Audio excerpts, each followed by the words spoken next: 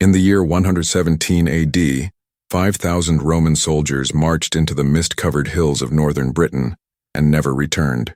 No bodies, no weapons, no trace. The Ninth Legion, Rome's most decorated fighting force, vanished as if swallowed by the earth itself. What happened in those cold, forgotten valleys remains one of history's greatest unsolved mysteries. Northern Britain, late summer, 117 AD. The wind carried the smell of wet heather and distant smoke. Along the stone-paved road that cut through the wilderness, a column of legionaries moved in disciplined silence. 5,000 men, iron helmets gleaming dully under a gray sky, red cloaks heavy with moisture. The rhythmic clank of armor and the crunch of hobnailed boots against gravel were the only sounds that broke the oppressive quiet of the frontier. This was the Ninth Legion, Legio IX Hispana, one of Rome's oldest and most feared military units. Veterans of campaigns in Hispania, Germania, and Judea, men who had stood in the shield wall at the edges of the known world, men who had never tasted defeat. Their commander, a stern-faced tribune whose name history would forget, rode at the head of the column. His eyes scanned the tree line. The forests here were different from those in Gaul or Italia, darker, older. The trees seemed to lean inward as if watching. The Britons called this land cursed. The Romans called it unconquered. Behind the tribune, centurions barked orders in low voices. Optios checked formations. Standard-bearers held the legion's eagle high, a golden symbol of Rome's dominion, blessed by the Senate, carried into every battle. To lose the eagle was to lose honor itself. To lose the eagle was unthinkable. The mission was simple. A rebellion had flared in the northern territories beyond Hadrian's unfinished wall. Tribes that had sworn loyalty to Rome were now burning Roman settlements, killing tax collectors, ambushing supply convoys. The Ninth Legion was ordered to march north, crush the uprising, and remind the barbarians why Rome ruled the world. But simplicity, in war, is an illusion. The land itself resisted them. Bogs swallowed carts. Rivers swelled without warning. Scouts returned with reports of abandoned villages, cold hearths, empty grain stores. The enemy was nowhere, and everywhere. Eyes in the forest, shadows that moved when no one was looking, whispers in a language the Romans did not speak. At night, the legionaries built marching camps with mechanical precision. Ditches dug, ramparts raised, tents arranged in perfect rows, sentries posted at every gate. Inside the camp, fires burned low. Men sharpened swords, mended armor, wrote letters they would never send. Some prayed to Mars, others to their household gods. A few stared into the flames and said nothing. The tribune stood at the edge of the camp looking north. Somewhere out there, in the hills and the mist, the enemy waited.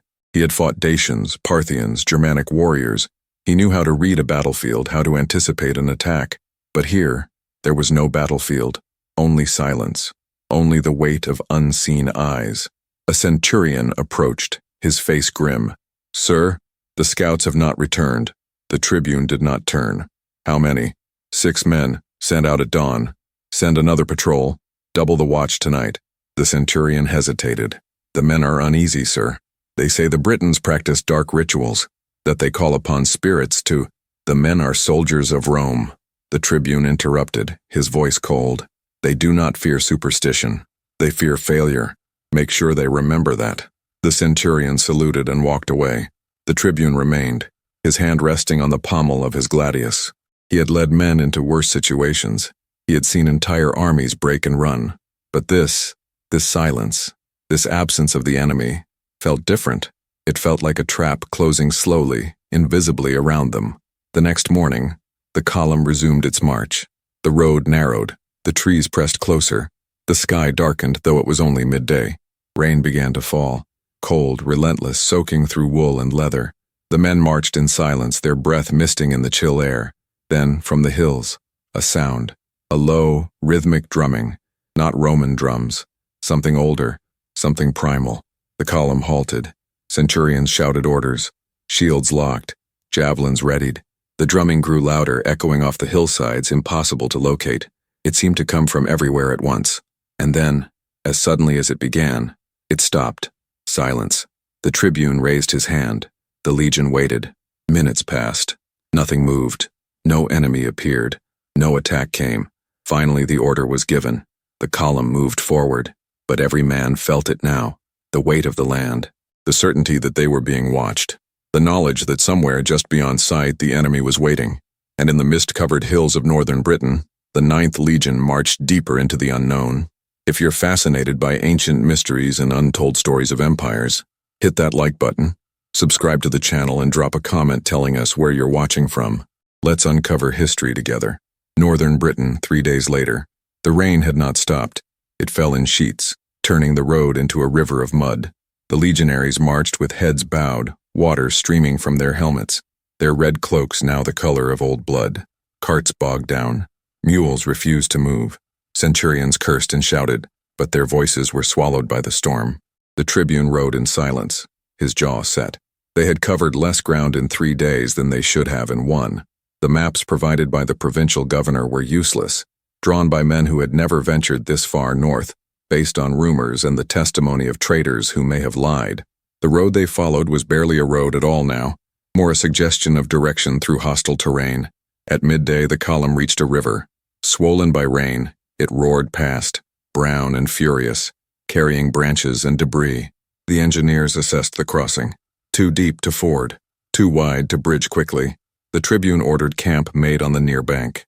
They would wait for the water to recede, but waiting, in enemy territory, was its own kind of death. That night the first attack came. It began with fire. Flaming arrows arced out of the darkness, over the ramparts, into the camp. Tents ignited. Men scrambled for weapons. Centurions bellowed orders. The sentries on the walls saw nothing, only blackness beyond the torchlight and the rain and the shapes that might have been men or might have been shadows. Then the screaming started. Not Roman screams. Something else. High-pitched, ululating war cries that seemed inhuman. The sound came from all sides at once, disorienting, maddening. The legionaries formed ranks by instinct, shields locked, swords drawn. They waited for the assault, but no assault came. The arrows stopped. The screaming faded. Silence returned, broken only by the hiss of rain on burning canvas. The tribune walked through the camp, inspecting the damage. 3 men dead, a dozen wounded, supplies destroyed, morale shaken. He found a centurion kneeling beside one of the fallen, closing the man's eyes. "They're testing us," the tribune said quietly. The centurion looked up, his face streaked with soot and rain. "They're winning, sir." The tribune said nothing. He knew the centurion was right. By dawn, the river had dropped enough to attempt a crossing. The engineers constructed a makeshift bridge using felled trees and rope. It was crude, unstable, but it would hold long enough. The tribune gave the order. The legion began to cross, century by century, the bridge creaking and swaying under the weight of armored men. Halfway across, the Britons attacked again. They came from the forest on the far bank, erupting from the trees like a wave. Painted warriors, bare-chested despite the cold, wielding long swords and spears. They screamed as they charged, their voices raw and feral. The legionaries still on the bridge were trapped, unable to form ranks, unable to retreat. The tribune watched from the near bank as chaos unfolded. Roman discipline held, barely. The men on the far side locked shields and met the charge. Steel clashed. Men fell into the river, dragged under by the weight of their armor. Blood mixed with the brown water. The centurions on the near bank shouted for reinforcements. More legionaries surged onto the bridge. It groaned, timbers splintering. For a moment it seemed the entire structure would collapse, spilling hundreds of men into the torrent below. But it held. The Romans on the far bank pushed forward, step by brutal step, their shields a wall of iron and wood. The Britons fought with savage courage, but courage without discipline is a fire that burns itself out. Slowly, inevitably, the Romans gained ground. The Britons fell back, melting into the forest as quickly as they had appeared. The tribune crossed the bridge once the last of the legion was over. He walked among the dead, Roman and Briton alike. The Roman bodies would be burned with honor. The Briton bodies would be left for the crows. A young legionary, barely old enough to shave, stood staring at a fallen warrior. The Briton's face was painted blue, his eyes still open, staring at nothing. "First time?" the tribune asked. The legionary nodded, unable to speak. "It gets easier," the tribune lied. The column reformed and marched on. The forest closed around them, dense and dark. The road disappeared entirely. They navigated by the sun when it appeared, by instinct when it did not. Scouts ranged ahead, but fewer returned each day. The men stopped asking what happened to them. At night, the drums returned. Closer now. The Britons were following them, herding them, driving them deeper into the wilderness. The tribune knew this. His officers knew this. But there was no choice. To turn back was to admit defeat, to admit that Rome could be turned away by painted savages in a forgotten corner of the world. So they marched. On the 5th day, they found the village. It sat in a clearing, surrounded by a wooden palisade. Smoke rose from hearths. Livestock grazed in pens. It looked peaceful, almost welcoming. The scouts reported no warriors, no weapons, just women, children, old men. The tribune ordered a halt. Something was wrong. Villages did not simply wait for Roman legions to arrive. They fled, they hid, they fought, but this one did neither. A centurion suggested they bypass it. Another suggested they burn it. The tribune considered both options. Then, he made his decision. We enter. Full cohort. Battle formation. If it's a trap, we spring it on our terms. The gates of the village stood open. The Romans marched in, shields raised, every sense alert. The villagers watched from doorways, silent, expressionless. No one spoke. No one moved. In the center of the village stood a stone altar, ancient and weathered. On it lay offerings, grain, meat, flowers, and something else, a Roman helmet, dented, blood-stained. The tribune dismounted and picked it up. He turned it over in his hands, examining the markings. 9th Legion, one of the scouts who had not returned. He looked up at the villagers. They stared back, their faces blank. "Where is the man who wore this?" the tribune demanded. No one answered. He repeated the question in the Celtic tongue, haltingly, using words he had learned from interpreters. Still, silence. Then, from the edge of the clearing, an old woman stepped forward. Her hair was white, her back bent, but her eyes were sharp and cold. She spoke in accented Latin, her voice like wind through dead leaves. "You march into the mouth of the wolf, Roman, and you wonder why it closes." The tribune stepped toward her. "Where are your warriors?" She smiled, showing gaps where teeth had been. "Everywhere. Nowhere. Waiting. For what?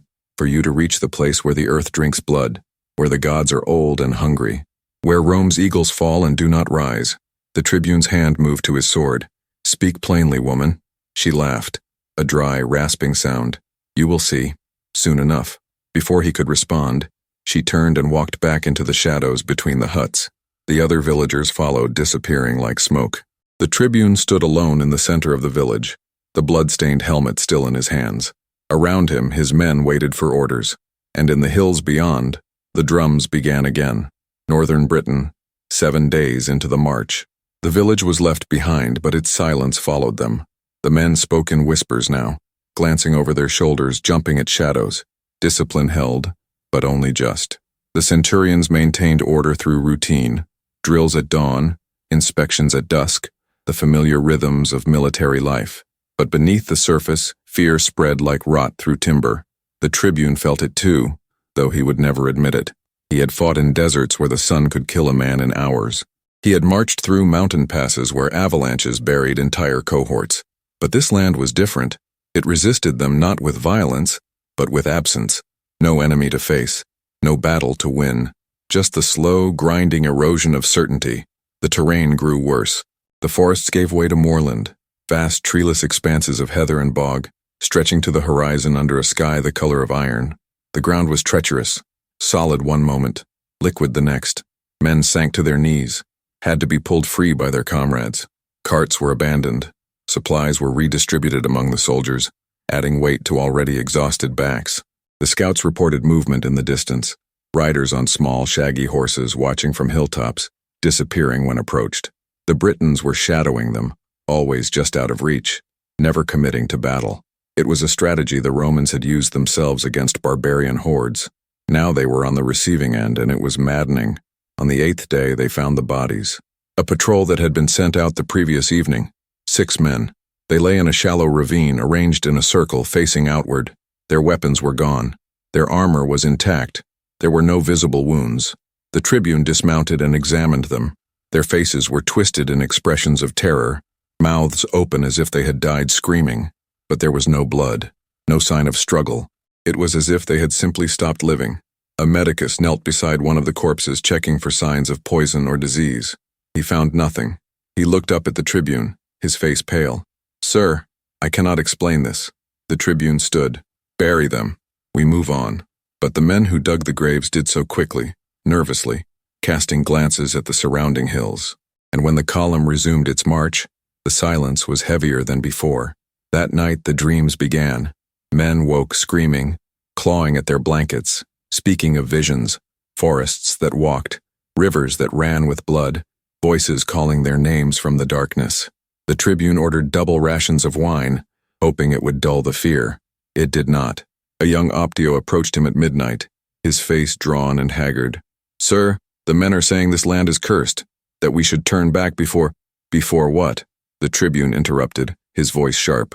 "Before we admit that Rome can be frightened away by superstition and shadows? We are soldiers. We follow orders. We complete the mission. And if the mission is impossible, sir?" The tribune stared at him for a long moment. "Then we die trying. That is what it means to carry the eagle." The Optio saluted and walked away. The tribune watched him go, then turned his gaze to the north. Somewhere out there, beyond the hills and the mist, was the enemy. Real, tangible, human. He had to believe that. Because if he did not, if he allowed himself to think that they were fighting something else, something older and darker, then he had already lost. The next morning, they reached the stone circle. It stood on a hilltop, ancient and weathered, a ring of standing stones taller than a man. The stones were carved with symbols, spirals, animals, shapes that might have been letters in a language no Roman could read. In the center of the circle was a flat altar stone, stained dark with what might have been rust or might have been something else. The men refused to approach it. Even the centurions, hardened veterans who had seen every horror war could offer, kept their distance. The tribune walked into the circle alone. He placed his hand on one of the stones. It was cold, colder than the air around it, cold enough to burn. He pulled his hand back, flexing his fingers. Around the circle, the ground was littered with offerings, animal bones, broken weapons, coins from a dozen different kingdoms, and among them, half buried in the earth, a Roman standard. Not the eagle, a cohort banner, 9th Legion. The tribune knelt and pulled it free. The fabric was rotted, the wood splintered, but the markings were unmistakable. This standard had been here for years, perhaps decades, which meant the 9th Legion had been here before. The realization struck him like a blow. This was not the first time Rome had sent men into these hills, and it was not the first time those men had disappeared. He stood, the ruined standard in his hands, and looked at his legion waiting below. 5,000 men, the best Rome had to offer, and they were walking the same path as those who had come before, walking toward the same fate. A centurion climbed the hill, stopping at the edge of the circle but not entering. "Sir, we should leave this place." The tribune nodded slowly. "Yes, we should." But as they descended, the drums started again, louder now, closer, and from the hills on all sides figures appeared, hundreds of them, thousands, warriors painted for war, standing in silence watching. The tribune gave the order. The legion formed a defensive square, shields outward, spears bristling like the quills of a hedgehog. They waited for the attack. But the Britons did not charge. They simply stood there, ringing the Romans, motionless as the stones on the hilltop. Hours passed. The sun moved across the sky. The Romans remained in formation, muscles cramping, throats dry. Still, the Britons did not move. Then, as the sun touched the horizon, they began to chant, a low, rhythmic sound, wordless and primal. It resonated in the chest, in the bones, in the base of the skull. Some of the legionaries dropped their weapons, clutching their heads. Others fell to their knees, vomiting. The tribune shouted orders, but his voice was lost in the chanting. He drew his sword, raised it high, trying to rally his men. But the sound grew louder, overwhelming thought, drowning reason. And then, as suddenly as it began, it stopped. The Britons were gone, vanished into the twilight as if they had never been there at all. The Romans stood in their square, gasping, shaking, staring at the empty hills. The tribune lowered his sword. His hand was trembling. He clenched it into a fist, forcing it to be still. "Make camp," he ordered, his voice hoarse. "Double watch. No one sleeps alone." The men obeyed, moving like automatons, their faces blank with exhaustion and fear. That night, the fires burned low.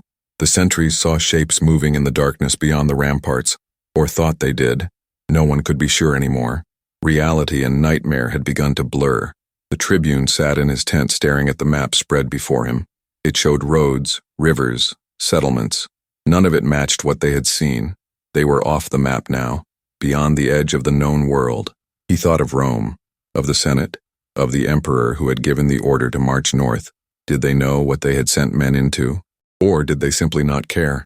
Outside, the wind picked up, carrying with it the smell of rain and something else, something like smoke and copper and earth freshly turned. The tribune closed his eyes and prayed to Mars, god of war, protector of soldiers. But in the darkness behind his eyelids he saw only the stone circle, and the stained altar, and the endless hills waiting to swallow them whole. Northern Britain, 10th day. Dawn came late and weak, the sun barely visible through the thick clouds.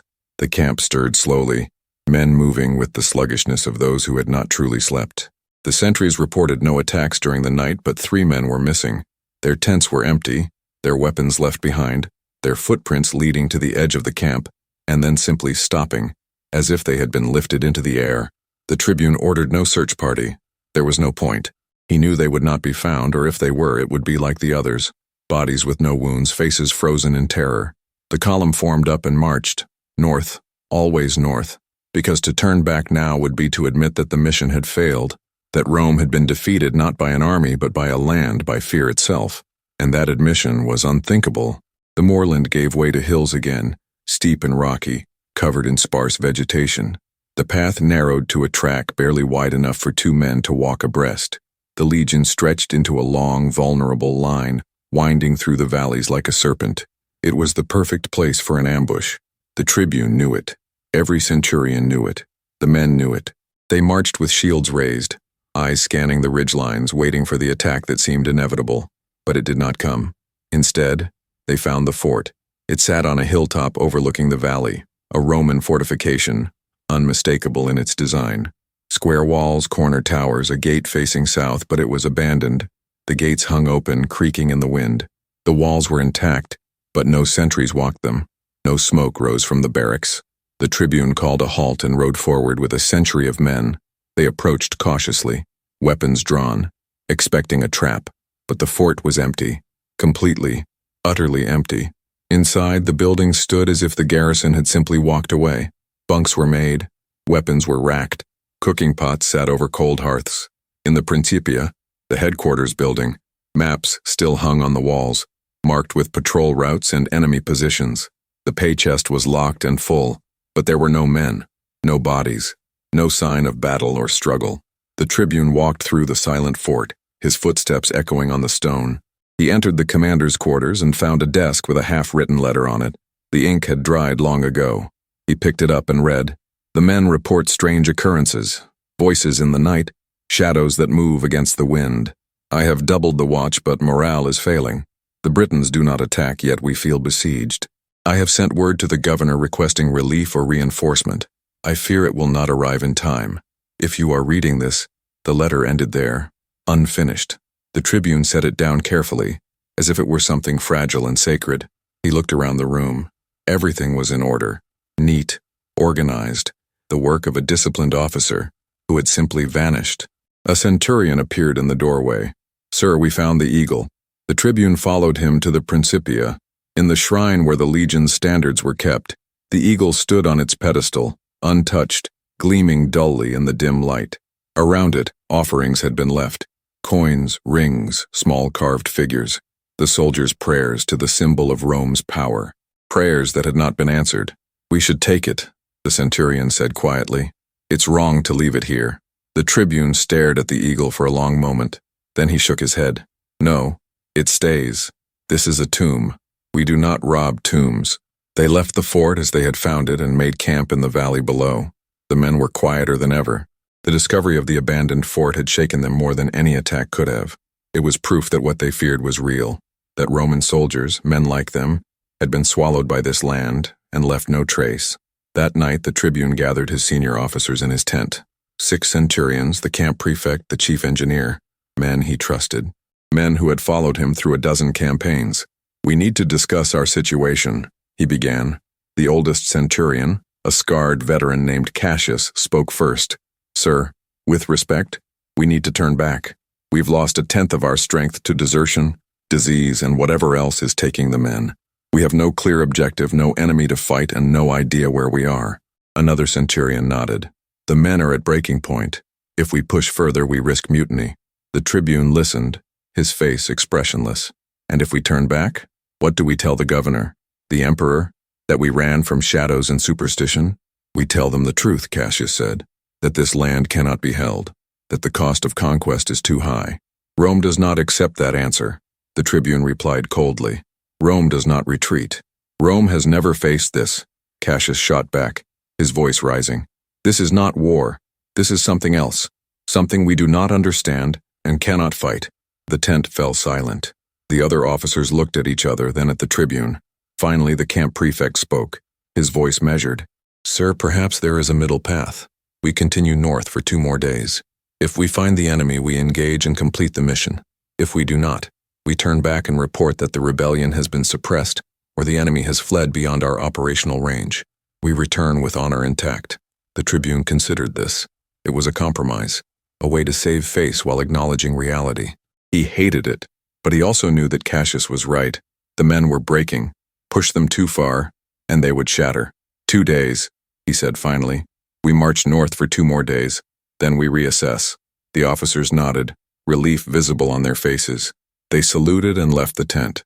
Only Cassius remained. He looked at the tribune with something like pity. You know we're not going to make it back, don't you? He said quietly. The tribune met his gaze. I know. Then why continue? Because I am a soldier of Rome, and soldiers do not choose their deaths. They meet them. Cassius nodded slowly. Then I will meet mine beside you, sir. He saluted and left. The tribune sat alone in the darkness, listening to the wind and the distant sound of the drums that never seemed to stop. The next day, they marched deeper into the hills. The landscape grew more desolate, more alien. The few trees that grew here were twisted and stunted, their branches reaching toward the sky like clawed hands. The ground was rocky and barren, dotted with pools of dark water that reflected nothing. At midday, they found the battlefield. It was a wide, flat valley, surrounded by low hills. The ground was covered in bones, thousands of them, human bones, bleached white by sun and rain, scattered across the earth like seeds. Skulls stared up at the gray sky. Rib cages lay half buried in the dirt. Arm bones, leg bones, vertebrae. The remains of an army. The tribune dismounted and walked among the dead. He knelt and picked up a skull, turning it over in his hands. There was a hole in the back, the edges smooth and round. A spear thrust, delivered from behind. The mark of a rout. He set the skull down gently and stood. Around him, his men stared at the field of bones, their faces pale. How many? Someone whispered.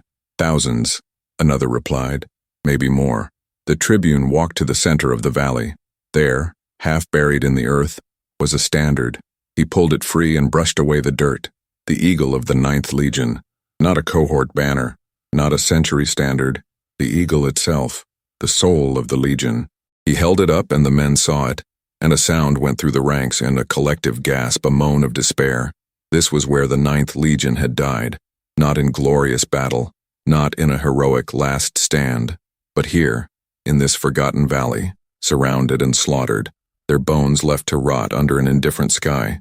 The tribune looked at the eagle in his hands. It was tarnished, dented but still recognizable, still a symbol of Rome, and he understood finally what the old woman in the village had meant. They had not marched into the unknown. They had marched into history, into a story that had already been written, a fate that had already been decided. They were not the 9th Legion. They were the next 9th Legion, and this valley would be their grave, the Valley of Bones. Late afternoon, the wind picked up, whistling through the skulls, creating a sound like distant voices. The legionaries stood frozen, staring at the field of the dead, at the eagle their tribune held aloft.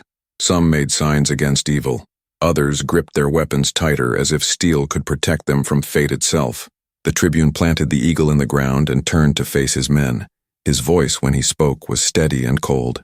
This is what happens when discipline breaks, when fear wins. These men ran, and they died running. We will not make the same mistake. Cassius stepped forward. Sir, these men did not run. Look at the bones. They're arranged in formation. They died fighting. The tribune looked again at the field. Cassius was right.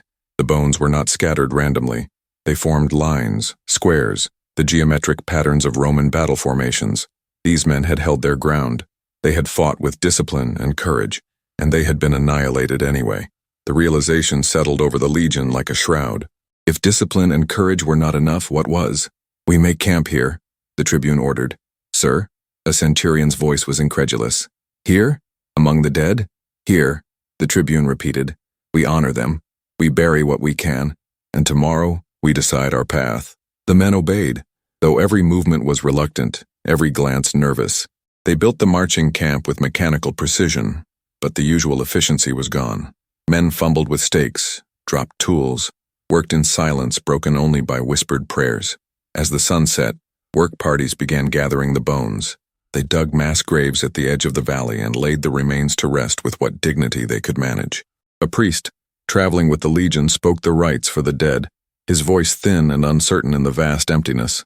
The tribune stood apart, watching.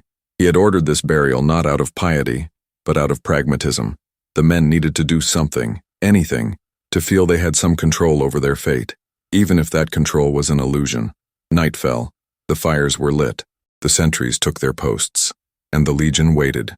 The attack came at midnight, not with warning, not with the drums or the war cries that had preceded the earlier skirmishes. This time the Britons came in silence, emerging from the darkness like ghosts. They scaled the ramparts, slipped past sentries whose throats were cut before they could cry out, and poured into the camp. The alarm was raised too late. By the time the legionaries grabbed their weapons and formed ranks, the enemy was already among them. The camp descended into chaos, a nightmare of shadows and screaming, of steel flashing in firelight, of men fighting and dying in the narrow spaces between tents. The tribune fought his way to the center of the camp, rallying men as he went. He killed a Briton with a thrust to the throat, another with a slash across the belly. Around him, his bodyguard formed a shield wall, holding back the tide. "To the eagle!" he shouted. "Form on the eagle!" The legionaries heard and responded, instinct overriding panic. They converged on the center where the eagle still stood planted in the ground. Centurions organized them into a defensive square, shields locked, spears out, the formation that had conquered the world. The Britons threw themselves against it, wave after wave, their courage inhuman, their ferocity unmatched. But Roman discipline held. The square contracted, tightened, became a fortress of flesh and iron. The ground around it grew slick with blood. For an hour the battle raged. Then two. The Romans fought in silence, conserving breath, conserving strength. The Britons screamed and howled, but their numbers began to thin, and then, as dawn approached, they withdrew, melting back into the darkness, leaving behind their dead and their wounded. The Romans stood in their square, gasping, bleeding, staring at the carnage around them. The camp was destroyed, tents burned, supplies scattered, bodies everywhere, Roman and Briton, tangled together in death. The tribune counted his losses. 300 dead, twice that number wounded, a quarter of his legion gone in a single night. Cassius approached, his armor dented, his face streaked with blood. "We cannot survive another attack like that." The tribune nodded. "I know. We need to leave. Now. While we still can." The tribune looked at the eagle still standing where he had planted it, untouched amid the destruction. Then he looked north, toward the hills where the enemy waited. "Gather the officers," he said quietly. They met in the ruins of the Principia tent. 8 centurions remained alive and unwounded. The camp prefect was dead. The chief engineer had lost an arm. The priest was nowhere to be found. The tribune spoke without preamble. "We have 2 choices.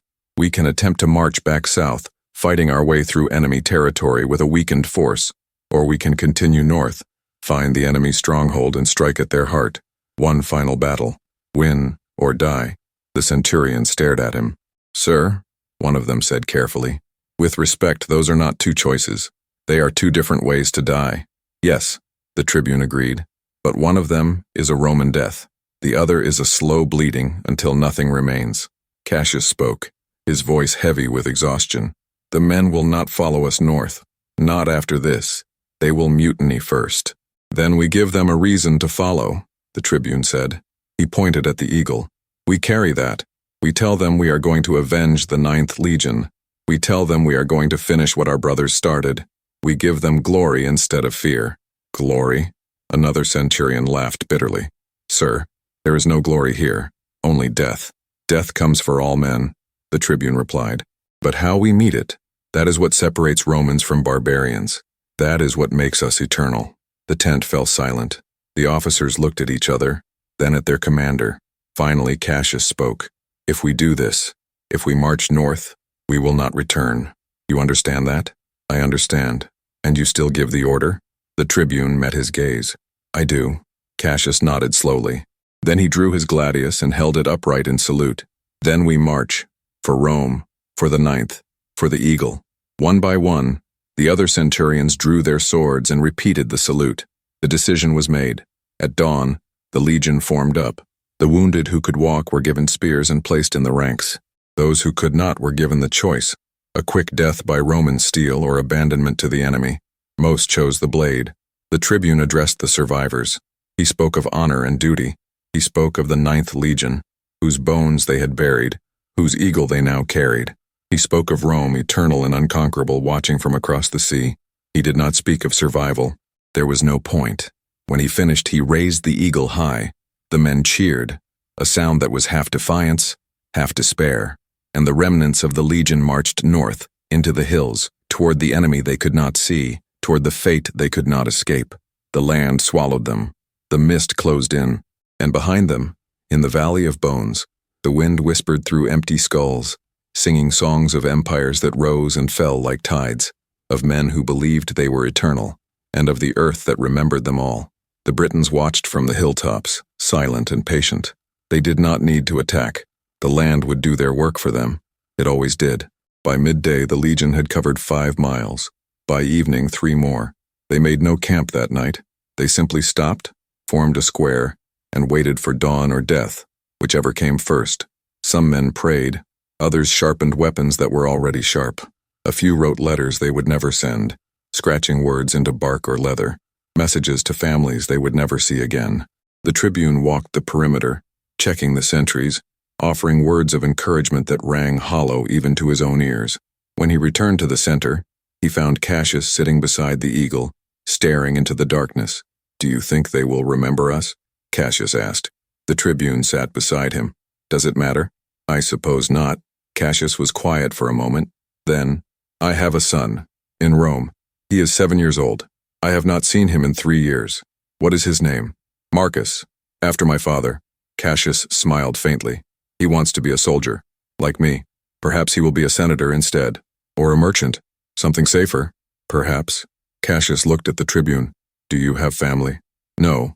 The legion is my family. Then you are fortunate. You have nothing to regret leaving behind. The tribune said nothing, because it was not true. He regretted everything. Every order given. Every mile marched. Every man lost. But regret, like fear, was a luxury soldiers could not afford. Dawn came. The legion rose and marched, and the hills closed around them like a fist. Northern Britain, the 13th day. The hills had become mountains, not the soaring peaks of the Alps or the jagged ridges of the Caucasus, but something older, worn down by time into rounded, brooding shapes that seemed to watch the Romans with ancient, patient malice. The path, if it could still be called a path, wound through narrow defiles and across exposed ridges where the wind cut like a blade.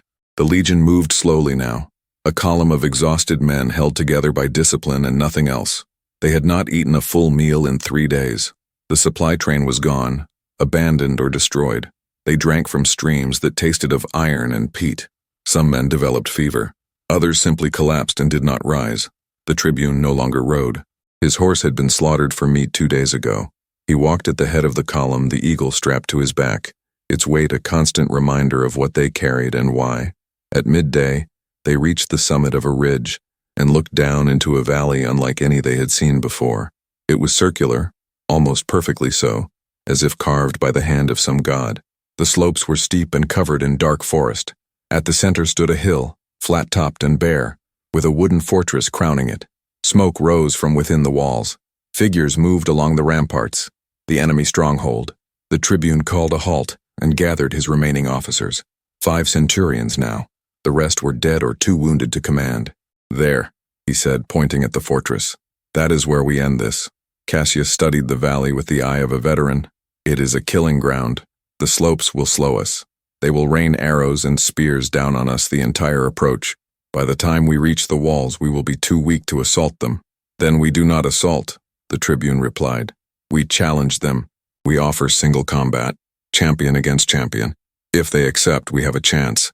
If they refuse, we attack anyway. And if we lose the single combat, then we die with honor, which is more than we can hope for otherwise." The centurions exchanged glances. It was a desperate plan, but desperation was all they had left. "Who fights for us?" one of them asked. The tribune unbuckled his armor. "I do." "Sir, you cannot." "I can. I will." He handed the eagle to Cassius. "If I fall, you take command. You finish this." Cassius took the eagle, his jaw tight. "Yes, sir." The tribune descended into the valley alone, unarmed except for a gladius at his hip. He walked across the open ground, his footsteps echoing in the silence. The legion watched from the ridge. The Britons watched from the fortress. When he reached the base of the hill, he stopped and called out in the Celtic tongue, his accent rough but understandable. "I am a tribune of Rome. I challenge your champion to single combat. If I win, you let my men leave in peace. If I lose, you take the eagle and our weapons. Do you accept?" For a long moment there was no response. Then the gates of the fortress opened and a figure emerged. He was tall, taller than any man the tribune had ever seen, with long red hair and a beard braided with bones. His chest was bare despite the cold, covered in blue spiral tattoos. He carried a long sword in one hand and a round shield in the other. His eyes were the color of winter ice. He descended the hill slowly, deliberately, his gaze never leaving the tribune. When he reached the bottom, he spoke in accented Latin. "I am Brennus, war chief of the Brigantes. I accept your challenge, Roman. But know this, when you fall, your eagle will burn and your men will die screaming." The tribune drew his gladius. "Then let us begin." They circled each other, two predators measuring distance and intent. The Briton moved with surprising grace for his size, light on his feet, his sword held low and ready. The tribune kept his stance tight, defensive, waiting for the opening. Brennus attacked first, a sweeping blow aimed at the tribune's head. The tribune ducked under it and thrust at the Briton's exposed ribs. Brennus twisted and the blade scraped harmlessly off his shield. He countered with a backhand slash that forced the tribune to leap backward. They separated, circling again. The Briton was strong, fast, skilled, but the tribune had fought in a dozen campaigns, against a dozen different enemies. He knew how to read a fighter, how to find the rhythm of their attacks, the pattern of their movements. Brennus came again, a series of rapid strikes high and low, testing the tribune's defenses. The tribune parried, deflected, gave ground.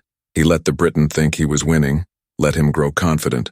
Then as Brennus overextended on a downward cut, the tribune stepped inside his guard and drove the gladius up under the ribs, angling for the heart. The blade sank deep. Brennus gasped, his eyes widening in shock.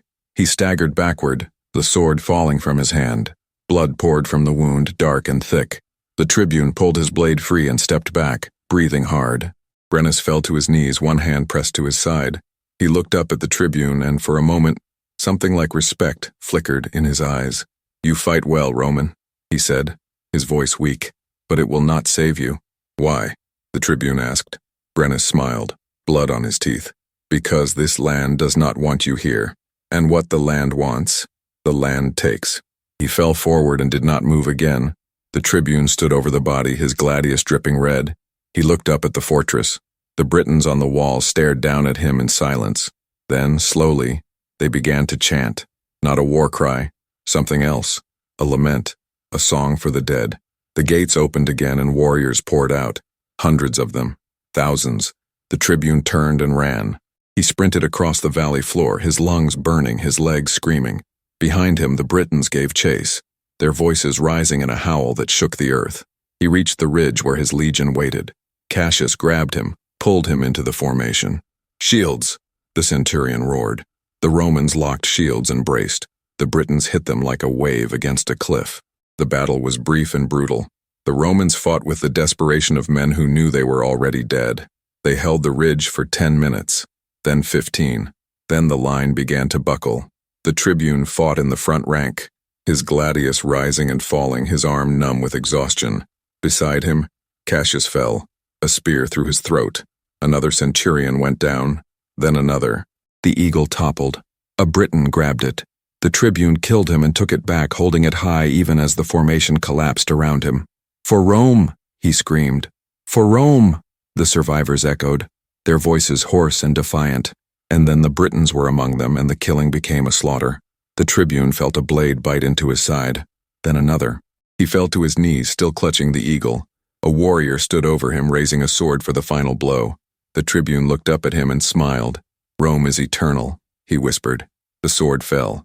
Darkness, silence, and in the valley below, the wind carried away the last echoes of battle, leaving only the dead and the land that had claimed them. The Britons took the eagle and burned it on a pyre that night, along with the Roman weapons and armor. They sang songs of victory and danced around the flames. But the elders did not celebrate. They knew the truth. Rome would send another legion, and another, and another, until the land itself was conquered, or until Rome fell. For now, the hills had won, but empires do not forget, and empires do not forgive. In the years that followed, the story of the 9th Legion became legend. Some said they had been massacred in the north. Others claimed they had deserted, fled across the sea to new lands. The truth was lost, buried with the bones in the forgotten valleys of Britain. But the eagle was never found, and the men who carried it were never seen again. They had marched into the mist, and the mist had kept them. Rome. 3 months later, the Senate chamber was silent as the messenger finished his report. He stood before the assembled senators, his face pale, his voice barely above a whisper, as he delivered the news that no one wanted to hear. The 9th Legion was gone. 5,000 men, vanished without trace in the northern reaches of Britain. The emperor sat on his throne, his expression unreadable. Around him, senators whispered among themselves, their voices a low murmur of shock and disbelief. Legions did not simply disappear. Legions were the backbone of Rome, the instrument of its will, the proof of its invincibility. But the 9th was gone. A senator rose, his voice cutting through the murmur.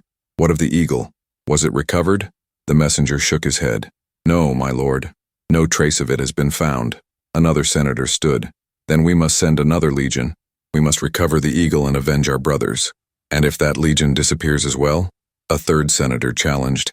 "How many legions will we sacrifice to that cursed island before we admit it cannot be held?" The debate raged for hours. Some called for immediate retaliation. Others urged caution. A few suggested abandoning Britain entirely, pulling back to Gaul and letting the barbarians have their fog-shrouded hills. But the emperor said nothing.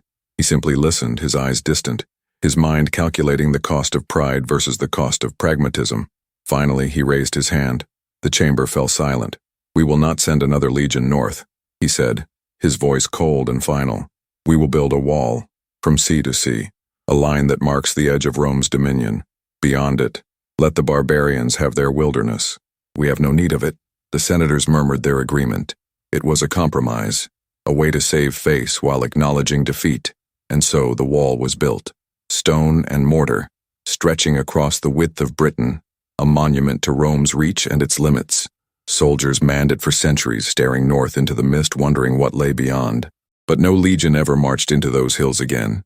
Britain, the present day. Archaeologists working in the Scottish Highlands made a discovery. In a remote valley, far from any known Roman site, they found bones, hundreds of them, arranged in formation, as if the men had died standing in ranks. Among the bones they found fragments of armor, coins, weapons, and a piece of bronze corroded and broken bearing the inscription Legionam Hispana. The discovery made headlines. Scholars debated its significance. Documentaries were filmed. Theories were proposed and discarded. But no one could say with certainty what had happened. The bones told a story of battle, but not of defeat. The men had fought and died in formation, disciplined to the end. There were no signs of massacre, no evidence of overwhelming force. It was as if they had simply stopped, as if the land itself had claimed them. One archaeologist, an older man who had spent his life studying Roman Britain, stood in the valley at sunset, looking at the excavation site. He thought of the men who had died here so far from home, fighting an enemy they could not see for a cause they no longer believed in. He thought of empires that rose and fell, of the hubris that drove men to believe they could conquer the unconquerable, of the land that outlasted them all. And he understood finally what the ancient Britons had known. Some places do not belong to men. Some places belong to themselves. The valley, eternal. The wind moves through the grass, carrying with it the whispers of the past. If you listen closely, on certain nights when the mist rolls in, thick and cold, you can hear them. The sound of marching feet, the clank of armor, the distant call of a centurion ordering his men into formation. The Ninth Legion still marches, some say, trapped between the world of the living and the world of the dead, doomed to repeat their final march for eternity. But that is just a story, a legend, the kind of tale people tell to explain what they cannot understand. The truth is simpler and more terrible. The Ninth Legion marched into the unknown, believing in their strength, their discipline, their destiny. They believed Rome was eternal. They believed they were invincible, and the land proved them wrong. Empires rise, empires fall. Men fight and die and are forgotten. But the land remains, patient, indifferent, eternal. The Romans learned this lesson in the hills of Britain. They learned that conquest has limits, that pride has a price, that some victories are not worth the cost. They built their wall and called it wisdom, but it was not wisdom. It was fear, fear of the unknown, fear of the land that could swallow legions whole, fear of the truth that no empire, no matter how powerful, can last forever. The Ninth Legion vanished without a trace, but their story endured. A warning, a reminder, that glory is fleeting, that honor is cold comfort to the dead, that the gods, if they exist, do not favor the bold, they favor the land, and the land always wins. Epilogue, the weight of eagles. In the archives of Rome, in the dusty records kept by scribes who never saw battle, there is a notation, brief, clinical, devoid of emotion. Legionine Hispana, disbanded, cause, unknown, eagle, lost. That is all. No monument, no triumph, no song sung in their honor, just a line in a ledger and the silence of history. But in the hills of northern Britain, where the mist never fully lifts and the wind carries voices from the past, the Ninth Legion endures. Not in memory, not in legend, in the earth itself.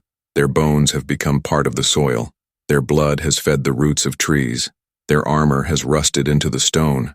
They are the land now, as much as the heather and the rock and the rain. And on certain nights when the moon is dark and the world is quiet, you can feel them, the weight of their presence, the echo of their march. They are not ghosts. They are not spirits. They are a warning that empires built on conquest will be consumed by it, that men who march into the unknown may never return, that the price of glory is often paid in blood and silence and forgotten graves. Rome learned this lesson, but Rome did not heed it. The empire continued to expand, to conquer, to believe in its own immortality, and in time, Rome fell, not to barbarians, not to enemies, to itself, to the weight of its own ambition, to the hubris that made it believe it could rule forever. The Ninth Legion was the first crack in the foundation, the first sign that Rome's reach had exceeded its grasp, but it would not be the last. History remembers the victories, the triumphs, the emperors and the generals and the battles won, but the gods remember the defeats, the legions lost, the men who marched into the mist and never came home. And in the end, it is the gods, or the land, or fate, or whatever force governs the rise and fall of empires, who write the final chapter.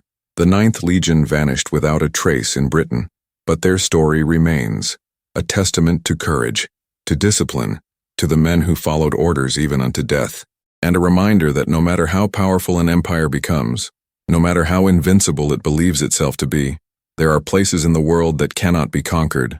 There are lands that do not bow. There are hills that swallow armies whole, and there are mysteries that will never be solved. The Ninth Legion is one of them, and the land keeps its secrets still. The end.